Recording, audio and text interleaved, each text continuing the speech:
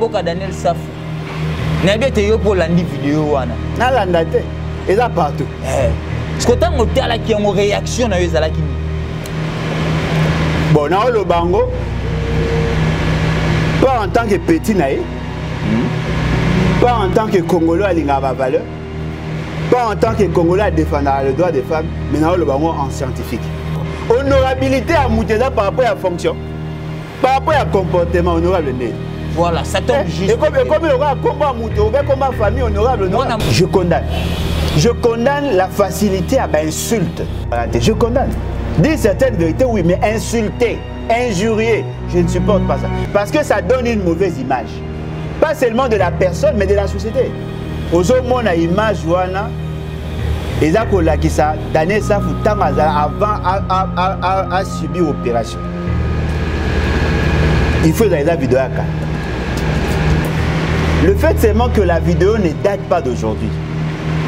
Sur le plan administratif, personne n'a le droit de le condamner. Mais l'autre monde PGR, procureur général de la Cour, a se saisi en un dossier parce que l'Assemblée nationale va lever l'immunité parlementaire et mon Mboka Daniel Safu pour être à la juger par rapport à la vidéo. Est-ce que procédure ou n'est pas non, il s'est saisi d'office et a dossier à Daniel Safu pour pas finir Moutouma à Bika Roboma Rotumba. Mais combien de vidéos il y a ma bégoute Salama ya Salamote? Pourquoi il y a Salaka à Daniel Safu? Daniel Safu. Ceux qui vont dans l'Assemblée nationale, va lever l'immunité à Daniel Safu pour la vidéo n'est à Kala. Va lever l'immunité pour s'amuser pour finir battre. Paf! Moutoumsou pas ya bi, boke de bebo s'amuser à faire c'est qu'il a fini à mon bout tout talibom. Mais attends. Oh, et combien il attend? Comment attend? Il est 2 jours passé à Wa. Avion de chasse congolais et viola l'espace aérien rwandaise. Et directement, le gouvernement rwandais a répliqué et pas Nabiso Nabiso va reconnaître et va signer l'excuse. Est-ce c'était-il nécessaire de le faire par rapport à la tension de la situation où ils ont les Galilées? Non, mais Bango, Bachi les gelous, Naba Bimpumbu, Namba Olobani. Comment dire, on est paniqué, Bakomi Kobanga, et tout ça. Non, c'était une erreur tactique.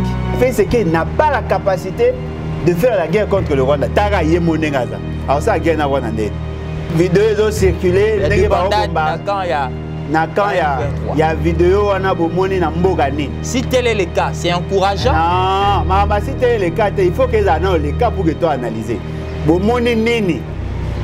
Bomoni vidéo ba bombardé, ba tuba okima ba lobi ba pesi bino na date, ba okima ba ke na Uganda. Ba bombardé wapi pour que ba kima ba kota na Uganda. Ba moni nini. Pourquoi bato ba na pouvoir ba manipuler bino avec de fausses informations? Banani yo bazana posa le loto Kabo la Congo na Rwanda parce que tous en a posa kimia. Félix Sekela Lobaki au lieu que bo kunda pour de petites portions de terre, toza ko sangana ensemble pour to gérer biso tout ensemble. Mboka ya tata na yote, mboka ya tata na yote, mboka ya tata na yote. Ozana certificat d'enregistrement, au pesa lo pango na yo et pas mutu pas sakana. Biso to linga hote, pango na zaki bo konzi. Na ngai ke no ko lukape. Ko lukana ya pe na aposha ki ba Rwandais. Ba Rwandais na pesi bango ba avantage pour que batika biso. Après na moni ke makambo na pesa ki bango ba lingite ba nyi bazwa odela. Ya yebe on na mukolo na ya yebe on siko. Mais appliquer qui politique il y a ko poussa na permet na mungu na oppose à la maîtrise na ye. Ah bon, siko to za résultat. Asa poussana ki atina mwasi na mbala ombala, atindela ye ba ngombe, azwa ba orphelin ya Rwanda kuna yana bango apesa bango ba or, apesa bango doa kotonga bandako, apesa ka bango aéroport, apesi bango deuxième ya partie est wana, apesi bango nyonso. Le quoi déjà comme pembene toze lati. Donc na muku c'était le bani politique mise en place wana eza malamu. Et la trahison. Au moins M23, ils ont souka na stratégie pour renouveler la présence des généraux Tutsi dans la armée. Le Lotolo a été armé dans Bisso, ils ont totalement infiltré. Ah, totalement infiltré. Ils ont infiltré parce qu'il y a des éléments malicieux au Bakota na Kati. Na Bisso, na Rwanda, aucun d'entre nous n'est prêt à faire la guerre. Comment cela? Na Bisso, na Rwanda, tout le monde a appris à ça.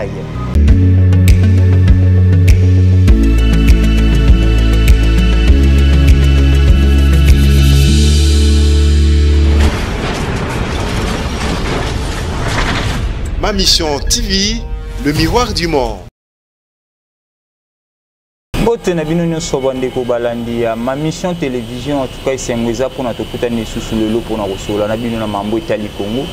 Tebeti ba Congolais bazo betisa mamitu par rapport à situation ya mambo ezoleka na est yango to sepeli kosolola lisusu na moko ya bana mboka oazali président national ya parti Levons-nous pour bâtir na mokuse le bas au boyebi malamu le président Alain Bolodjoa moko ya ba Congolais oazana kati ya kobunda pona Congo etelema neto lo barapeka kana slogan na biso plus congolais que toi et moi Zate ou à l'équipe biso na ki congolité à Zate ya mo pesi biso makasi penzela ya kolobela Congo jusqu'à ce que le DP ya Congo ekozaya ko telema pe Congo kozongela isika na o azalaka na yango kala bande ko balandi bino bato bozu biso pona mbala ya liboso be na présentation ezanga mosali to pe mombu na bino Patrick Ekilande na za na présentation pe ndenge na lobaki na introduction nga invité na biso ya leleza mona mboka Alain Bolodjoa otope simbote na yo président. Mbote ndeko yangai, mbote na balandi. En tout cas, merci beaucoup pour la opportunité. Na lingi pena sa kité na un agréable devoir ya ko remercier Mama Bibi Kapinga pour son accompagnement et naza ko senga na kolonzambe apambola esika zai. Merci mingi mwana mboka Alain Bolodjoa. Motu na biso ya mboza situation na est ya mboka makamuzo kende malamu te. Est-ce que politique au président de la République a tient en place pour gérer la situation où ils ont malam, tout ils ont malam. Bon, je crois que la question est allée pertinente, est allée bien formulée. Et loko esengé na bisoto eba que la situation de l'Est n'est pas, il y a quoi analyser en de manière isolée. Okay. Il faut toujours coacher en na analyse, il y a gouvernance de manière générale. Gouvernance diplomatique, gouvernance politique, gouvernance économique, gouvernance démocratique, bref, la gouvernance dans sa globalité. Okay. Parce qu'il y a beaucoup de ramifications. Il y a la question des alliés transversales. Il y a beaucoup de variables, ce que nous pourrons appeler de variables explicatives. Pourquoi sommes-nous en guerre dans la partie Est? C'est justement parce que il y a un groupe de gens, groupe et organisation, Oyo bazali na posa ba komisa Congo dans cette partie ventre mou. Les raisons sont multiples parce que chaque centre d'intérêt a une raison. Okay. Et puis l'histoire n'a pas commencé aujourd'hui. Ebanda ou Takala. Rappel historique. Tozalaki na Matonga. Netinga na Mongo. Je suis un Kundo.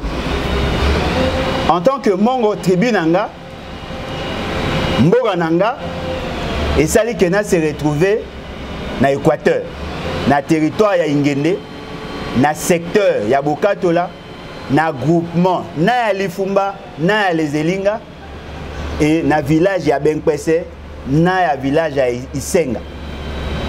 Nous sommes allés pour papa nanga, bazabatu ya kuna. C'est-à-dire que moi, na bénéficié na droit na bango parce que dans la lutte fruit, il y a bango pour bango ba racine nanga. Bien dit. Ça me donne un certain nombre de droits sur le sol. Mais tant que Mundela Yaki, à cause si, Bako Nabiso, que va signer un deal, un pacte na bango, va se soutenir mutuellement. Oh, ba pacte na Bako Nabiso, ba yeba mikanda wanate. Bako si bango parce que ba yeba kokomate, ba yeba kotangate, parce que la lecture, l'écriture est dans le domaine de la culture. Ba yeba gite. Bazui, ba document, le roi des Belges a quelque chose, ba mindelo ba tikalaki, a ebisi bango voilà, na un contrat, na un accord, na ba chef ya bamboka wana, pour na kenda ko civiliser bango, mboka wana, bamboka wana ezanga, ba pesi ye droit sur la souveraineté tant ba ko kabola Afrique. Mais loko ezali vrai ezali. Ba sali carte na niveau de la communauté internationale à partir de la conférence de Berlin. Okay. En 1884-1885, basali carte, il y a État congolais. Il faut réviser après pour nous sortir dans l'océan. Dans cet acte-là, que le Congo est allé ici l'article 2, il y a acte 1. Le roi des Belges était secoué. Le 2 août 1889, a signé un testament. Ce testament a lobby que ceux qui y a Koufi, apesa droit na ba belge baza na droit souverain. Oh ya yokanaka na certains pays que ngonga moko boya kozongisa bango pour que bango ba gérer conflit na biso et bandara déjà wana mindele ba obundela biso parce que muto a komisa biso ndenge tozali lelo azaka jongleur akosaka bango bitumbe banda wana. Ils ont commencé à pousser à faire pression pour que bakabola Congo.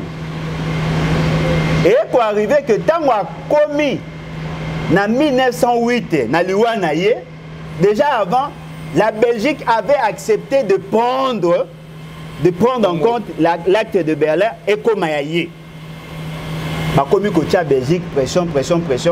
Je vous dis, la Belgique s'est battue pour que Congo ait la nengetoza. Mais Belgique a ébigé l'eau na bango. Bango ne basala bo na bango. Comment na bango zaki par rapport à l'intérêt personnel. Intérêt na bango, ba ota Congo, ba ota Congolais té. OK.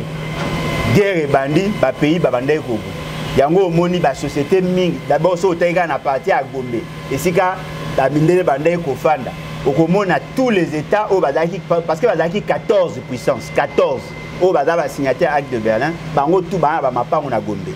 Tala côté à fleuve Romona, ambassade à France, ambassade à Norvège, et zaki à l'époque Norvège-Hongrie, et zaka moko po basanganaka.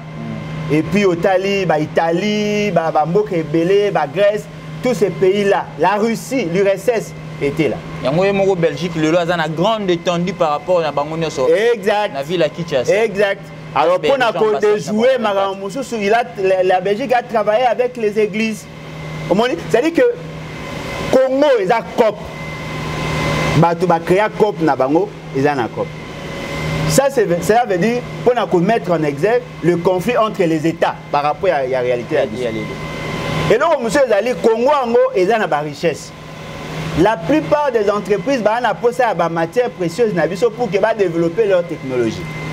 Yango neza ko sala mbongo nengo za na montre lati ba téléphone ba tout ça eza ba société ba on ba créer.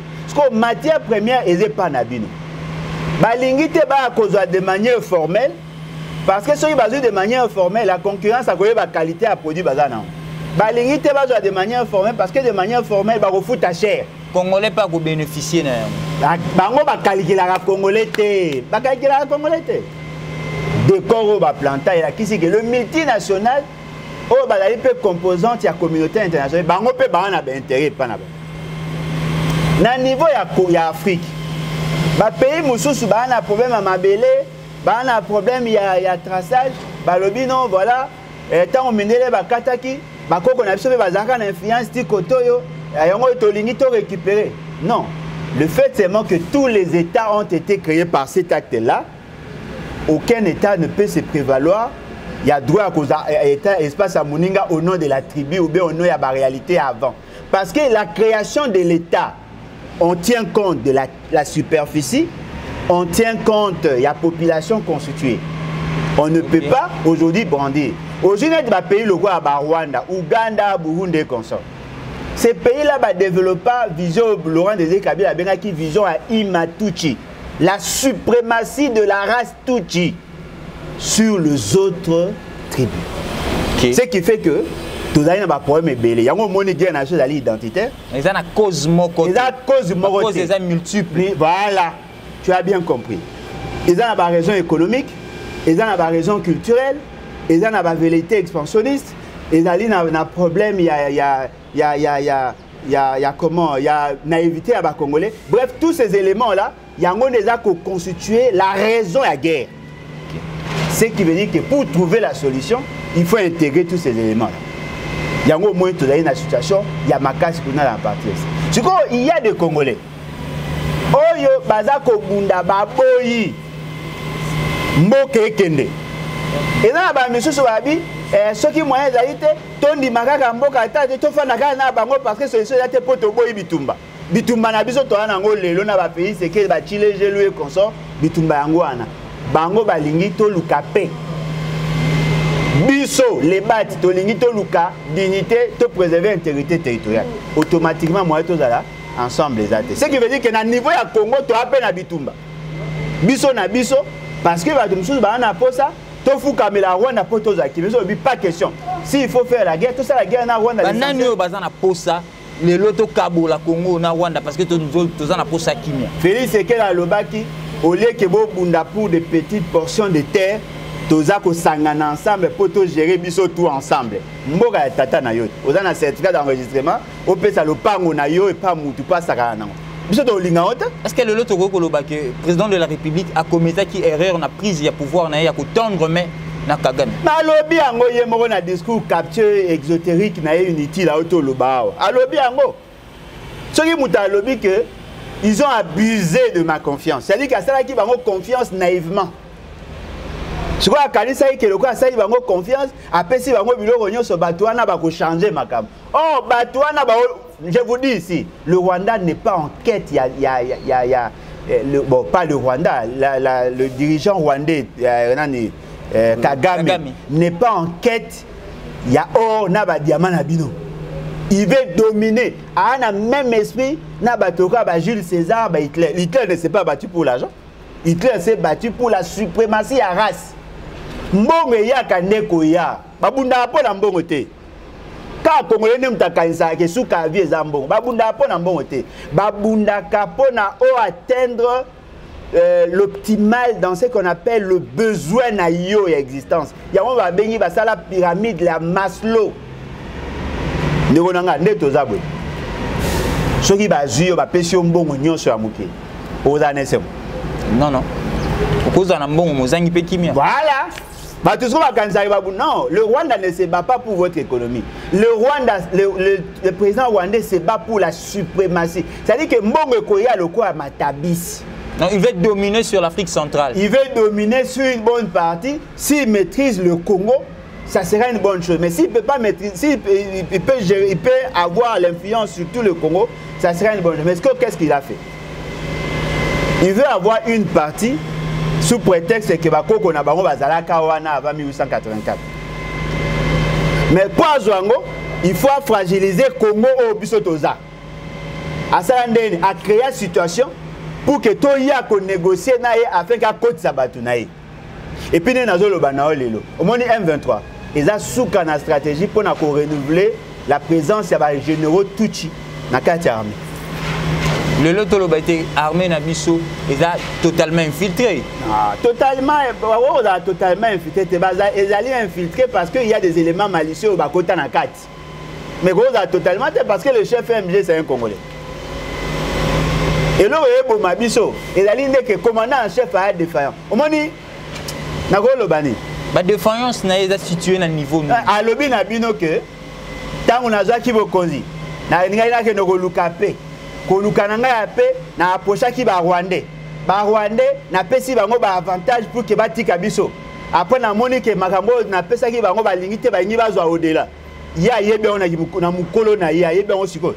Mais appliquer qui politique il y a ko poussa na permet na mungu na opose à la maîtrise na ye. Ah bon, siko to za résultat. Asa poussa na ki atina mwasi na mbala ombala atindela ye bangombe azwa ba orphelin ya Rwanda kuna yana bangwa apesa bango ba or apesa bango doa kotonga bandaku apesa ka bango aéroport apesi bango deuxième ya partie est wana apesi bango nyonso loko a déjà commis pembe na tozela ti.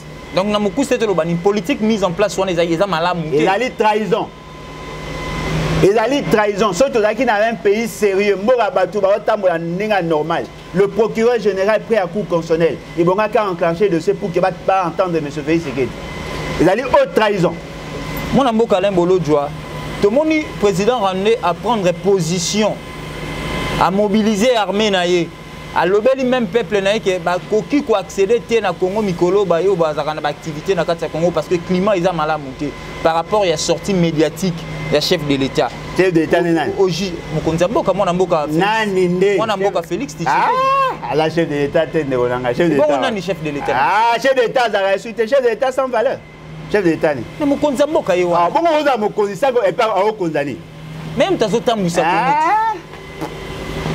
Là, M. Félix est le président de fait, chef de l'État. Président de fait par rapport à. Au juger attitude wana ndenge nini ya Kagame. Est-ce que ça se sent que Kagame est prêt pour la guerre ou au juger attitude na wana ndenge réaction na ye direct? Je vous dis, né naza na oloba bino. na biso, na Rwanda, aucun d'entre nous n'est prêt à faire la guerre. Comment cela? Na biso, na Rwanda, mutu moko ta après à ça la guerre. Pour nani? Yo na ibisa. Au moins, tolobi la transversalité à la question de l'Est. Ok.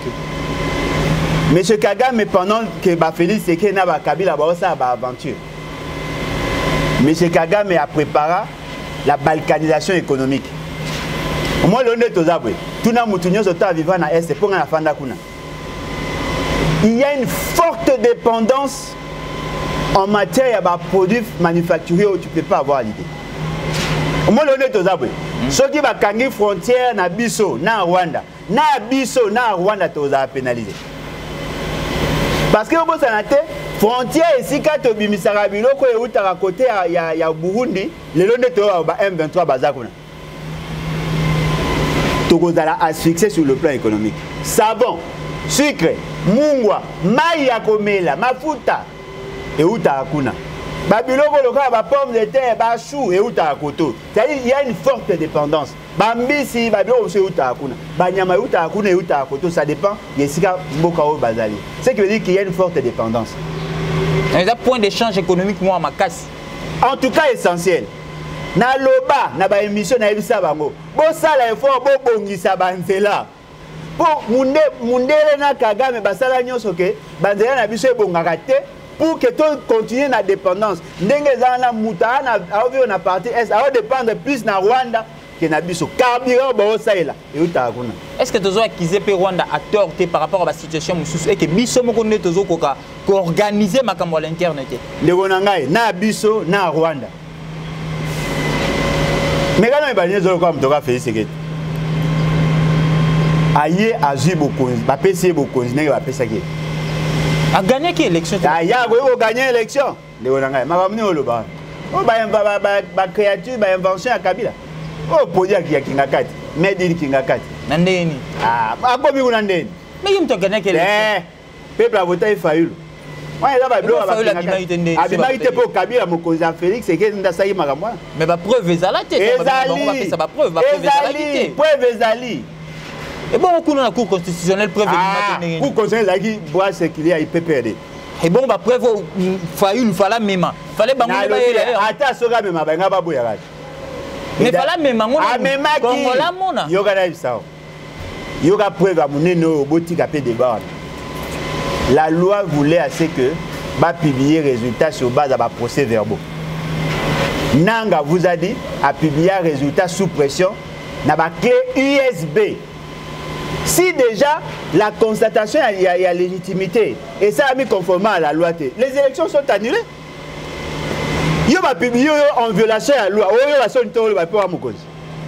Eh, bah je me suis passé la sonne. Nazo bisaron de Gonanga.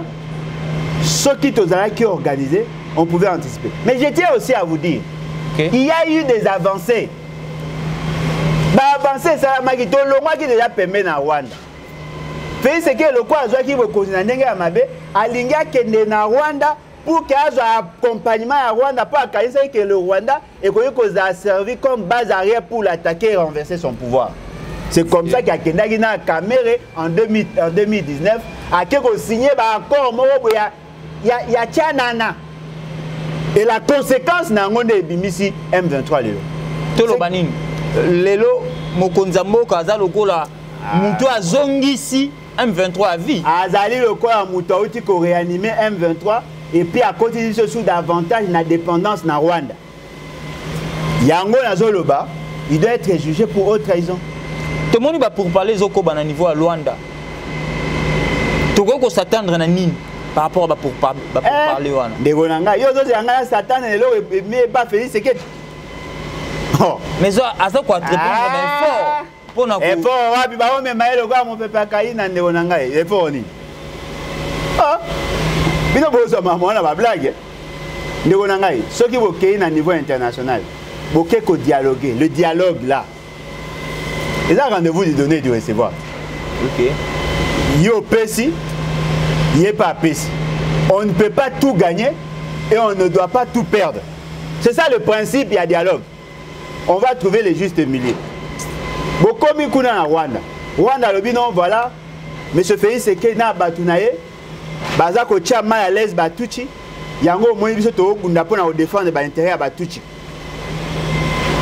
pour trouver solution à problème il faut ça faut boyokana bogolo bageno OK to ça bino sur guerre to limite to protéger batuchi bino botika guerre parce que batuchi on bo protéger batuchi on ba bana. Donc par rapport à pour parler au Rwanda Congolais a ko s'attendre les loko malonga te Congolais sambela senga bakanga mais c'est fait que ba sambisa pour trahison. Botika ko se distraire je vous dis. Tant monsieur émission na ngala suka yango to éviter. Botika ko il voyait bateau te. Botika ko se distraire monsieur Félix Sekei azala mignololo. Nyonso bo ça na za aventure. Voilà. Le par rapport à situation oyo position nini Congo esengeli adopter face à la situation. Position est à moko. Il faut qui ça dans le monde entier que vous êtes une grande nation. Pour Nayango, il faut que ça l'effort pour renforcer l'armée pour que tout ça la guerre pas seulement contre le Rwanda mais contre l'Ouganda qui est son allié. Pour moi il y a Kagame. Moi il y a Museveni. O azamo konzi armée na mboka na bango. Azali neveu ya Kagame. Moi c'est Kagame azali rwandaise ndeko ya Kagame. Moi c'est Museveni azali ndeko ya Kagame. Il faut bien arriver que ça la guerre. Cette guerre ne peut résoudre le problème que ceux qui vont mener guerre militaire, guerre diplomatique, guerre médiatique. Vous sentir en est-ce que l'honnête aux arbres dans la situation aux anango muto azo sala office ya nani ministre ya ministre ya média yo.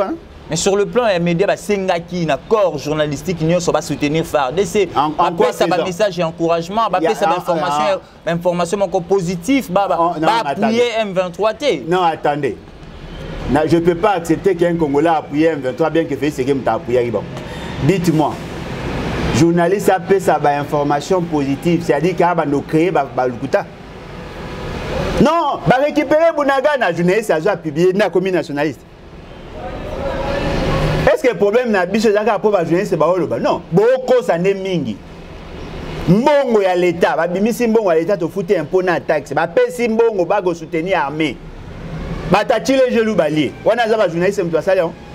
La trahison batini ba go soma minduki, ba tinda bato ba yebi, batini délégation ba tachile gelou ba ke go soma minduki na masasi ya mabe. Ba ye nango moyen soda sa elate. Wana soda journaliste mtu asali on. Tout ça la nyonso. Monsieur Félix Sekei a présenté devant son juge pour haute trahison. Ce qui est aussi commandant en chef a guéri.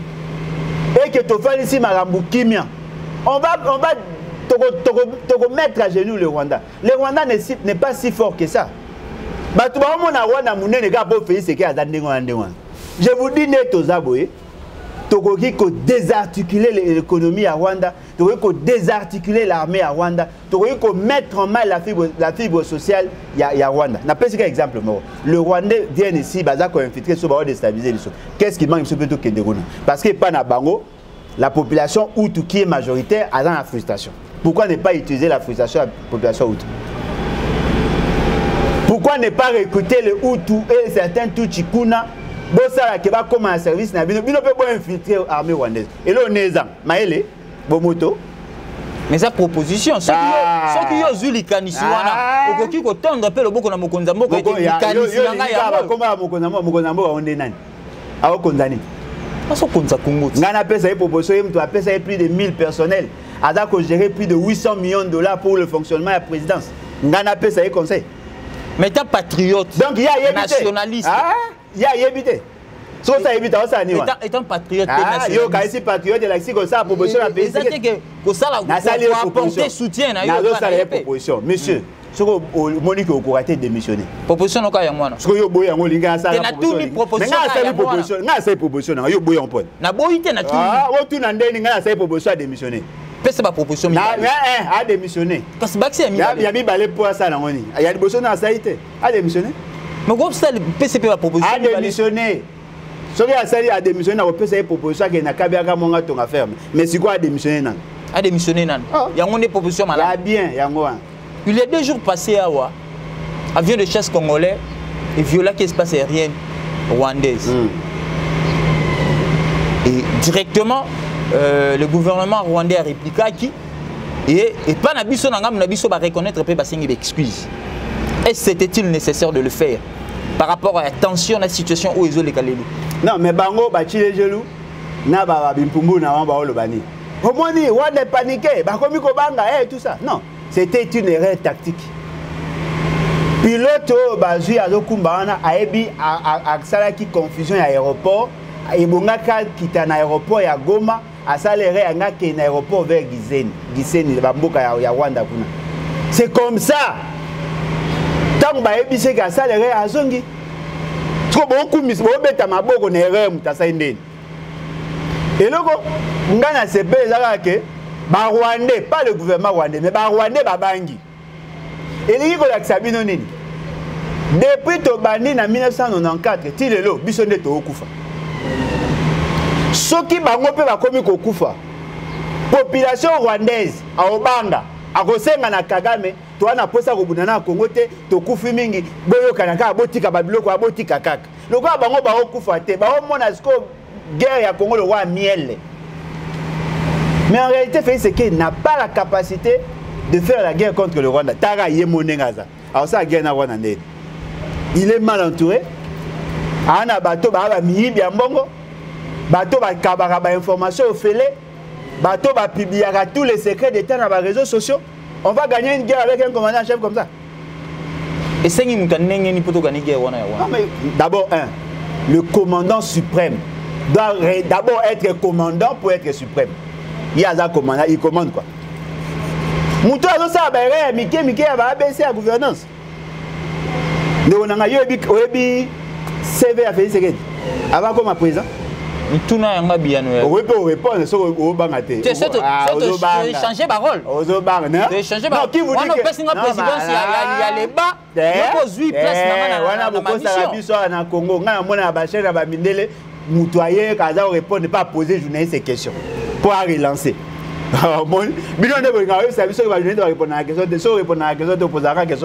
faut pas répondre à ma question. Tu as pensé à la présidence à l'ébat comme ça? On a pas ceux qui disent non, il va poser la question. C'est un comme journaliste. Qui vous dit que le journaliste va poser une question? Le journaliste va poser une question, mais ah, on a non, pour la ligne, on va poser une question pour la relancer. C'est tout. Bino ne peut pas besoin de faire na Congo ne makamana toyoka. Ezaka na Congo. Kana Congo mona oka na Congo. Ah bon? Oh, na mona oka na Congo. Mona mboka la mbolo. Na émission ndela mona pe mo muta poser mundele a poser journaliste cette question. Tu rappelles Bino était dans ma mission TV. Yango tozo pesa mbote mingi na mama Bibika Pinga. Pour une initiative azonga pe. So on a besoin vos informations, s'abonner à ma mission TV ou vous allez dessus informations à temps réel. Pour que soit yango. Mon amboka Limbolo Joa, discours à chef de l'État. Il y a un chef de l'État qui a déposé. Il y a un chef de l'État qui mon amboka Félix Tshisekedi Mokonzi amboka Congo. Il y a un discours wana ndengeni. Naza direct. OK. Et là le roi né moi na na ndako soka wetika papa, je t'aime ayambio essayer. So moi azo insister, il va gagner 5 euros. Mais papa, est-ce que tu peux m'acheter les dolés? Na comprendre déjà que Koyambawana et Zaki na posa na ça. C'est comme ça que j'ai pris le discours à M. Félix. C'est-à-dire que M. Félix c'est qu'il aille bino ba émotion na yé pour qu'à convaincre bino bo soutenir. Et là ba liboso alobi na bino ni. Alobi na bino que na Zaki na makanisa ko trouver solution na situation à est. Na monique ya situation à guerre. Na monaki stratégie à malamu ya ko kende vers ba pays na pona ko sana bango ko dolete bango ko maîtriser bango et consort. Bango va abuser la confiance. C'est-à-dire que c'est un aveu. Il a fait un mea culpa avec la manière naïe. Il vous dit que j'ai commis une erreur. Lui qui a compris qu'il a commis une erreur, au lieu de tirer la conclusion qui s'imposait, qu'est-ce qu'il fait? Il demande alors na bateau ba ebisa kaye. Kokende kunate ebisi bango voilà. Le quoi bino wa bopeki sangana kende kunate et que marambe se baby le quoi boloba ke bolingi mboka so bolinga mboka ya solo boya kasiko sunganga kasi na discours on a point positif ezala kité ndeko nanga na otoyo bana wat muto atanga muto ayebi makambo comment quelqu'un qui part à la Kisibino sait qu'il a fait contre la République, a derrière lui. Vous voulez demander à tous les politiciens de violer la Constitution, de violer le pacte social pour vous plaire? Souka na ba aventure. Il y a un sa procureur général pour la Cour constitutionnelle. Batao Kangabangwa. Autre trahison. Alors ça, la beauté, fort malheureusement, parce que la démonstration, il y a justice, n'a pas comment un politicien. Dans le discours, on a demandé à Sali appel à l'objet congolais va s'enrôler massivement en armée.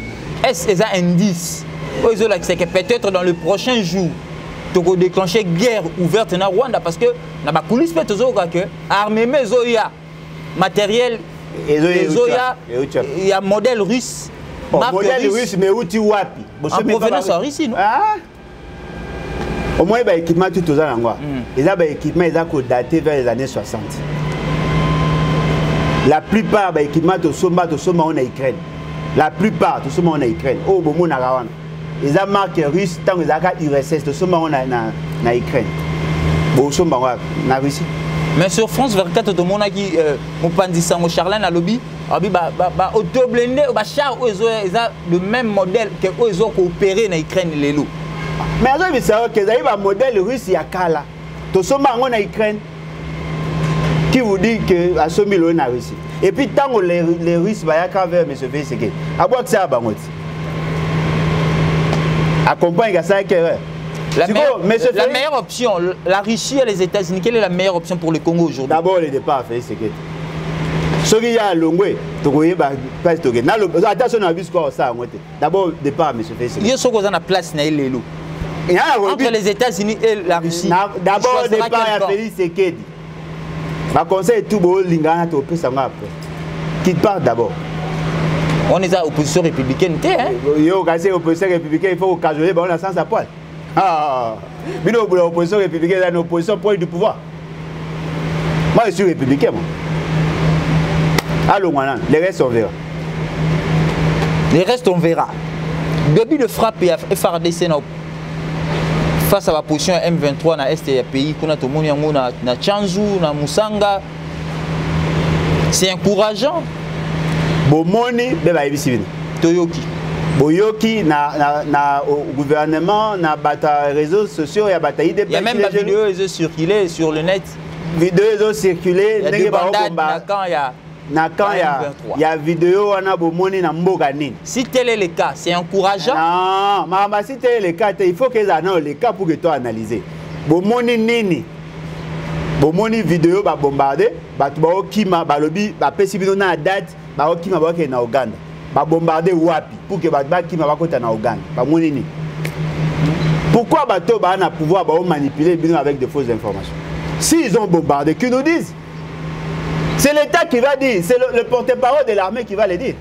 Vous pensez que pourquoi il y a IDPS, mais l'armée elle-même n'en parle pas. Comment cela? Qui vous a dit qu'ils ont bombardé? Qui vous ont dit qu'ils ont bombardé? Est-ce que bombardé ou na Zamba, bombardé na centre-ville?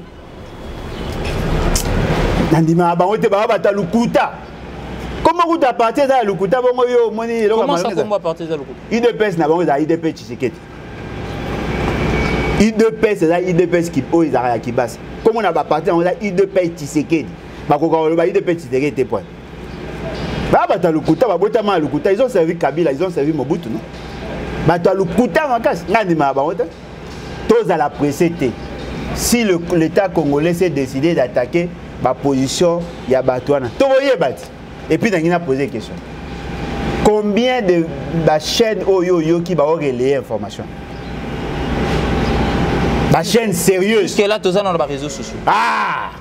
Si vous avez des réseaux sociaux, vous va bombarder. Aucune chaîne, ni Top Congo, ni ma chaîne Nabango, ni chaîne Aliban, les réseaux sociaux ne vont pas bombarder. Ah! Vous avez besoin de photos nanga. Na miniature. Bazui photo à Basoda Moboé, Babino, la résidence d'Alain Bolodja, elle est occupée. Ngana Nanda, Babi na résidence d'Alain Bolodja est occupée. Ngana Kena quoi, Babio Basala. Ou Bimi Banda Boy Basoda Bazati. Na Bimi Natalia, non, c'est que Natana Katibou. Personne. Et puis miro ba wala César le pa onangate. Ngamoko na mona. Ba obenga ngai pa bato. Oh non, papa Alain, o trahi biso. Maman Denise ayaki na anniversaire na ko peso cadeau. Ndako nga comme na niveau za ndako. Nga za ndako ya kitoko ndenge maman Denise azaki. Et puis moi so ba opese cadeau à moi sinangata. Bato ba on dimaka titre ya pamba ba komi titre muta papa Alain. Yo zo ni ba tayi de pes. Est-ce que na CCP beaucoup de na binoté. Pour politique bino ba politicien congolais wana bo mesana mo na moi ololo bi la biso ma mususu na butu makambo mususu wana mo ima ide pes. Papa ite na isaka bino. Soki ba pesi no mbongo bolia eza mbongo mboka. Nga za éducation nda. Omoinga. Soki na ngina ke ne pas Félix Sekedi. Soki na kolotaka yango ata so le ba il faut la komana liboma na liboso. Soki na kolotaka ngina ke pas Félix Sekedi. Na koya ko yibisa bino ki aza mutu mabende. Et puis maman Denise ndenge aza wana aye alongwe na ndako to za pe mo pe maele alongwe na ndako na ye ata soki to yebana koyebana ngo ya biso mbali ya grave alongwa ndako na ya ko pesa nga cadeau tina ndako nanga bomu na normal. Oh ipene ningani maman Olive ayeko tikela lembo yoza jip botai na ngata video moni maman Olive na gati.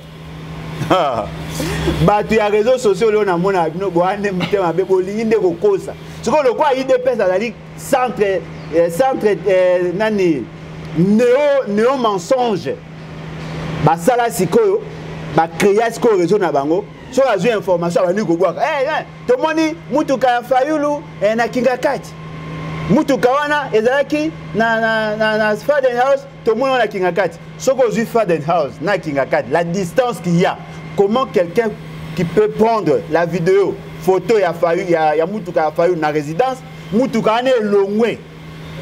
Et comme Kingakati a commis avant ya akanga asagi ni pas comme avant. Et puis mutonga yeba ine ka OK Kingakati pour ka kendal pour so ola na mutuko zo ina simati. To moni plaque ya Fayulu yango akota na Kingakati. Bo mona le pont ya Kingakati te.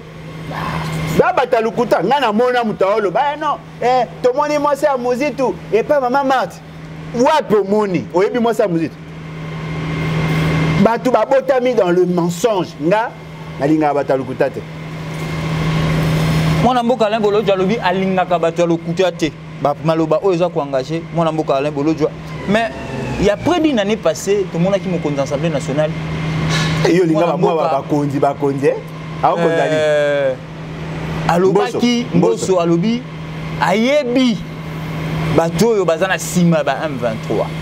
Est-ce que par rapport à la situation ndenge comme lelo est-ce que ça tenté ou akoki ko dévoiler biso to yeba ba kongomani nini yo bazo soutenir M23 ayebi ba député bazana sima ba groupes armés tant alobaki M23 za raté M23 ba ko créer mo pas bokonzi na ye mais ngana ngina yisabino ba congolais bokende kotala émission na ngai ya suka tosaka na Willy Mishiki na boso na politique alobi tango batindaka batu ya CNI na niveau ya est kuna bakende kosala cartographie par rapport à marambanga basala bazwaka bango en otage et vous savez nani batanga babimaka azwaka téléphone abenga bango a instruit na bato wana ba libérer bato ya CNI ana téléphone na bango bato sakai yo luka batango baza na Félix Sekedi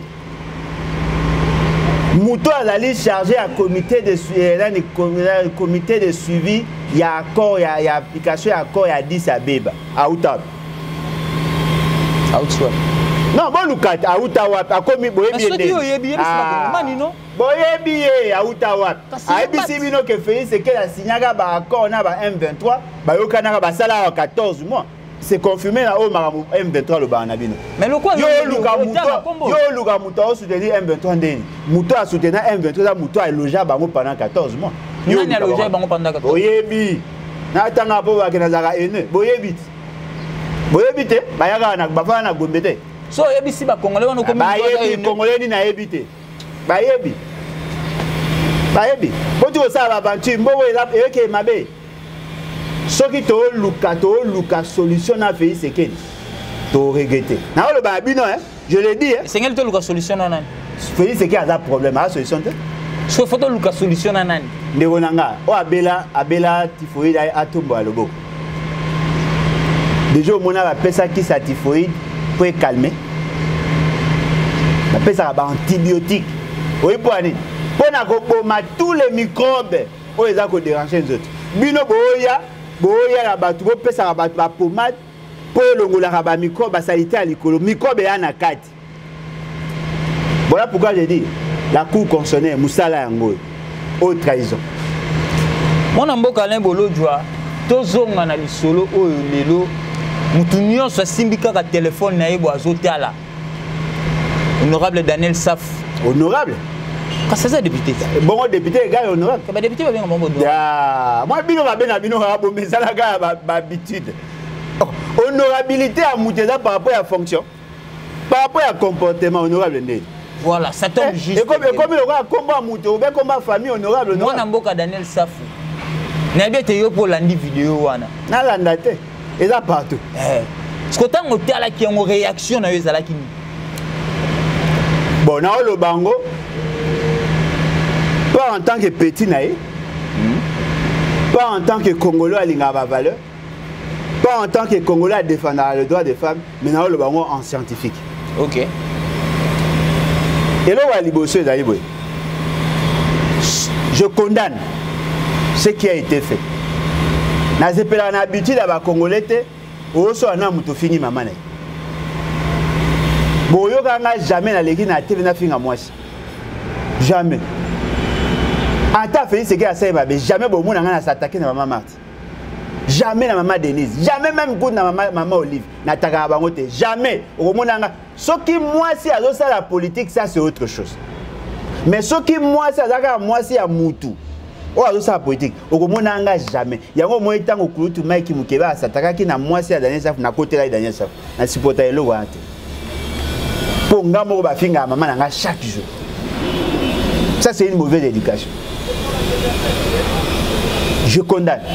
Je condamne la facilité à l'insulte. Je condamne. Dire certaines vérités, oui, mais insulter, injurier, je ne supporte pas ça. Parce que ça donne une mauvaise image. Pas seulement de la personne, mais de la société. Je condamne. Mais ce qui est au photo, au tali image, au moins image, et ça qui ça Daniel Saf avant à subir l'opération. Il faut des vidéos à calme. Vidéo à calme. Il faut des vidéos à calme. Oh lelo, moi Daniel Saf wana, azamuke makasi. Oh ya lelo a moi munene. Depuis Daniel Saf basala opération a gagné entre 15 à 20 kilos de surplus. Moi ba matoko le longwe, au moni moi mastika, ya komi mal wa mutu penda ya mais on a zaki muke. Et quoi la vidéo à calme. Maintenant, qu'est-ce qui fait que vidéo on a remonté dans cette vidéo on a le conflit, tout ça c'est de la manipulation. Le quoi on a conflit na batu. Et que vidéo on a déjà dans les réseaux sociaux banda kala. Ba récupérer ka vidéo on a ba balancer. C'est comme ça parce que la personne qui filmait la vidéo c'était une femme. Azako filmer vidéo, azako lobakutu. Mutu mo kuta ye devant Daniel Safo. Azako yebisa ye, mais honorable ba benga pe honorable kaniko benga ki. Tout ça. Ayoki ta fini pe na mutu la baniko ke na banikolo. Ça c'est ce qu'on appelle la déviance. Ça c'est ce qu'on appelle la déviance. Mais attention. Le fait seulement que la vidéo ne date pas d'aujourd'hui. Sur le plan administratif, personne n'a le droit de le condamner. Mais le lot au monde PG, procureur général de la Cour, a se saisi on a dossier parce que Senga, l'Assemblée nationale va lever immunité parlementaire. Il y a mon amboka Daniel Saf qui était à la juger par rapport à la vidéo. Est-ce que procédure ou n'est malade? Non, il s'est saisi d'office. Il y a dossier à Daniel Saf pour pas finir moutouma avec Roboma Rotumba. Mais combien de vidéos il y a ma bégoute salama ya salamote? Pourquoi il y a salaka à Daniel Saf? Particularité et puis Daniel Saf. Ceux qui vont à l'Assemblée nationale, bah lever immunité à Daniel Saf pour pas jouer vidéo n'est à Kala. Bah lever immunité pour pas ça mais c'est pas finir battre. Paf! Moutoumsou pas ya bi, boke de bebo ça mais ça fait c'est qu'il a finga Mobutu Mutalibom. Mais attends. Oh, et comme il attend, on va pour Nathan. Mais droit, droit, ils ont un canon, ils ont. Non, mais la loi a toujours existé. Et ça rétroactif. Non, attendez. La loi sur l'injure, l'insulte, oui, l'offense, l'outrage a toujours existé avant que tous à. C'est vers les années 60-70. Lorsque Félix Tshisekedi insultait Mobutu, il avait quel âge? Mais est-ce que l'image Jouana, et ça avant Daniel Safos à la député, tout ça pendant, tant que Baouti Maramba Est. Tant que Baouti Maramba Est, il y a Marambo à Kenego Kuta, na Rwandais, na Soda Kuna, il y a Rwandais Maramba Minembwe. C'est pendant cette période-là. Tu penses que ceux qui le procureur général a ligné ces saisons dans dossier il y a manipulation, une façon de faire payer ça. Ce qui y a Saliango, procureur général prêt à cour constitutionnel, à ça la paix pour faire ce qui est. Pour une vidéo à payer ce qui est au fin président en fonction de Talibom. Spécialiste. N'a pas ça. Procureur général. Borosco a appelé Daniel Saf. Mais soit ça n'a pas été. Ah, n'a pas été bon à Daniel Saf à une. Oh, Daniel Saf kuta mutase bo qui peut te mutalikolo kuta la tsaba yamso ko finga bakonzi batamaboma. Oh moni. Na ozo appel vidéo ya Etienne Tshisekedi la finga Kabila. Ozo vidéo ya bato IDPS ba finga mama Oli ba finga ka Mabunda. Wande bo qui partait à Daniel Saf ne wengo tema. Je connais ce qu'il avait fait, je condamne, mais ce n'est pas un prétexte pour que bossa la marama na ba émotion. Est-ce que le classe politique congolaise baza bateau comme exemple? Ah, yo oza bateau exemple. Est-ce que Daniel Saf azara politicien d'abord? Bino ne beaucoup comme ça on va politicien, azara ne journaliste. Akoma politicien ka atanga comme député. Bino ne comme ça va bon? Malem mais tozoko manasuka to comme vraiment nasuka émission mais motunu ko kozanga te parce que yango eza ozo betisa mitema ba congolais et sali mon amboka le bolo jwa par rapport ya nyonso eza ko leka lelo guerre ya est situation sécuritaire eza malamuté vie congolaise sur le plan social. Est-ce que on peut s'attendre na élection na 2023? Neonangae nangina ibisa ba congolais nyonso ba lobara ndenge toyoka kana guerre dans la est non et au guerre nini na partie est est et la guerre na est à Congo so au guerre ya est et la qui se quoi guerre moi ils ont concerné Congo guerre na partie est ya guerre na partie est à Congo ça c'est une précision d'état ce qui doit na poser à la élection la situation dans la partie est à Congo est ko préoccuper et qu'on a cette élection pour tout ça déjà en 2018. En 2018, il y a la partie est. Même à Wanani, il y a un voté. Toute la classe politique avait accepté. Mais pour il y a une élection pour résoudre quel problème? Parce que Mouto Azali produit illégitimité. Azali a une élection bâclée. Pour que vous me la tout lobby, vérité des urnes, vérité des urnes. Il faut d'abord poser la base à l'élection à Malam pour que vous comme à niveau là. Voilà pourquoi vous êtes au Babino. Solution est la meilleure. On a que deux articles. Article 63 pour nous aussi ça va aventure ça la kuna. Article 64 pour nous nous abattre nyonso ba élément malicieux pour que tout imposer un nouvel ordre politique. C'est tout ça la vote tout tourner avant. Vous voulez avoir des élections pour les élections. Élections prioritaires les lots totés. Pour les Congolais. Priorité d'abord, c'est affranchir notre peuple, notre nation. C'est ça la priorité. Donc l'important aujourd'hui, ce n'est pas les élections. Non, l'essentiel, la priorité. Non, les élections sont importantes. Mais les élections, les lots, ce n'est pas ça la priorité. La priorité, c'est d'abord affranchir le peuple congolais et la nation congolaise et faire en sorte que tous les bateaux, peuple à Lingui. C'est comme ça dès les élections. Et si vous avez effort, vous enclenchez l'article 64, vous longoli M. Félix Tshisekedi, vous maîtrisez la situation à partir est à Congo. En ce moment-là, vous convoquez le Congrès fondateur avec un nouveau pacte social. Il y a un organisé une bonne. S'il n'y a pas d'élection, 5 minutes pour que vous ayez le Congo. On a la réponse, on a pas sûr, comprendre la position de la s'il n'y a pas d'élection, s'il n'y a pas d'élection, ça veut dire quoi? Il faut d'abord enclencher l'article 64, peuple à zone à souverain. On organise les élections pourquoi? N'est-ce pas pour mettre fin à la crise de légitimité? La crise de la légitimité, ça m'a appris. Si la population ne reconnaît pas ses pouvoirs, si la population n'a pas de pouvoir, vous allez frapper la légitimité. Or, contre l'illégitimité, n'est pas même élection. Or, le souci à Ezaïki, pour que le peuple soit souverain, le peuple congolais soit souverain, il faut qu'il y ait une élection pour Bossani, pour Manini. Élection à Bino, Rwandais, Burundais, Ougandais, Somaliens, Tanzaniens, Turcs, Hongrois, tout va voter. Merci mingi mwana mboka lembolo tu tokomi na suka ya émission na biso. Maloba non ya suka tango zota la caméra message ni nous opesa na peuple congolais. To enclencher l'article 64. Fin suka na solution. Mais en même temps, tout ça là c'est que ba politicien ba roya sima, il faut que tamiser bango, ko zo bango sur base de qualité. Et là qu'on a voulu que le banabino, boa ko adhérer massivement à l'ébat. Levons-nous et bâtissons. C'est parti, et la libre parti, il y a révolutionnaire. Et la libre parti, il y a combat. On n'est pas pressé à Robonga. Tu es pressé à Rozoaba Poste. Souci n'a pas de poser base. Même si Alain Bolojo a posé lobby, cet état d'esprit éthique. Moi, il va te belé, comme on a. Nani, papa Ngwanda. Tant que Zala qui te bon, il va regretter. Ngonga yango, bon adhérer massivement. Tout ça qui s'abat énergie n'a biso pour que tu imposes un nouvel ordre politique. Toute cette classe politique à racaille, tu tiens dans Libanda. Tu présenter un nouveau paradigme. Tu présenter un nouveau type congolais. Et comme ça, ça va faire en sorte que tout ça. Il y a un moment où tu dois insister dans notre parti sur la formation. Tu dois poser à secrétariat général. Et là, soit tu sommes, soit tu es en location. Pour louer, le gars tu es capable de sombater. Pour louer, tu es la commune à Bumbu, commune à Ngérengé, commune à Kasavubu, commune à Kalamu, commune à Lingwala, commune à Kinshasa, un appartement entre 250 et 400 $, où tu en fous régulièrement.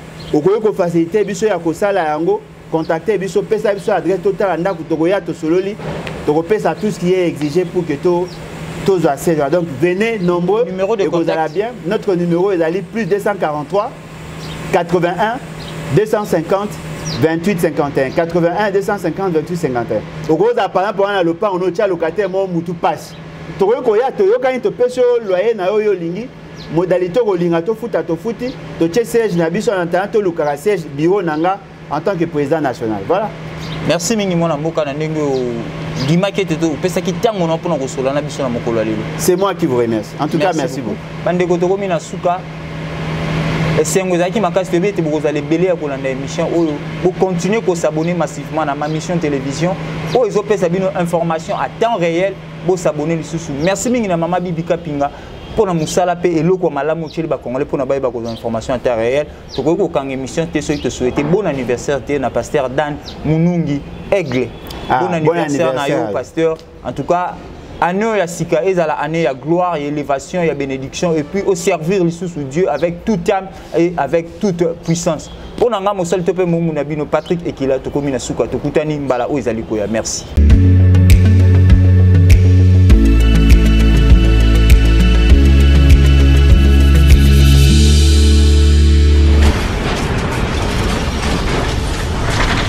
Ma mission TV, le miroir du monde.